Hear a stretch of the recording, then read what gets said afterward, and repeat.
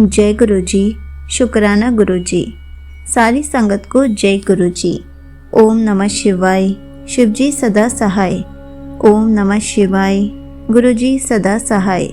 शिव पुराण श्री उमा संहिता का 36वां अध्याय। मनु पुत्रों का कुल वर्णन। सूत जी बोले, ऋषिगण, वह वस्वत मनु के 9 पुत्र इक्ष्वाकु, शिविन, भाचु, दृष्ट, कार्याति, निष्तंत, कुत्रय, प्रियव्रत और नृग थे। ये सभी महापराक्रमी वीर और क्षत्रिय धर्म का पालन करने वाले थे। जब मनु की कोई संतान नहीं थी तो उन्होंने पुत्र प्राप्ति हेतु यज्ञ किया। तब वरुण के अंश से ईड़ा की उत्पत्ति हुई।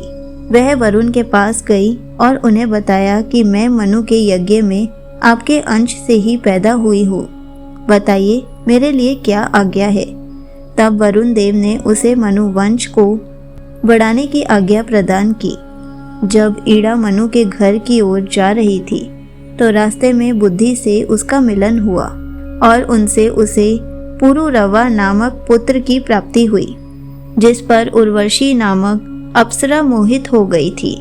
तत्पश्चात भगवान शिव की कृपा से पुरुषत्व प्राप्त कर युद्युमन ने परम धर्मात्मा उत्कल, गय एवं वितनाश्व नामक पुत्रों को पैदा किया। उत्कल ब्राह्मण होकर वल्कल देश में निवास करने लगे। विंताश्व पश्चिम देश में ब्राह्मण हुआ। आनति पुत्र रैन्य रैभ्य नाम से जग प्रसिद्ध हुआ। उसका निवास कुश स्थली में हुआ था। उनके 100 पुत्र एवं कुकुदमी सबसे श्रेष्ठ कन्या हुई। इसकी कन्या के रूप में सुंदरी रेवती पैदा हुई। रेवती के बड़े होने पर कुकुदमी को उसके विवाह की चिंता हुई। उन्होंने ब्रह्मा जी से रेवती के वर के बारे में जानना चाहा। तब ब्रह्मा जी बोले, हे कुकुदमी, 28वें द्वापर में भगवान श्री कृष्ण अपने कुटुंबियों सहित द्वारिकापुरी में निवास करेंगे।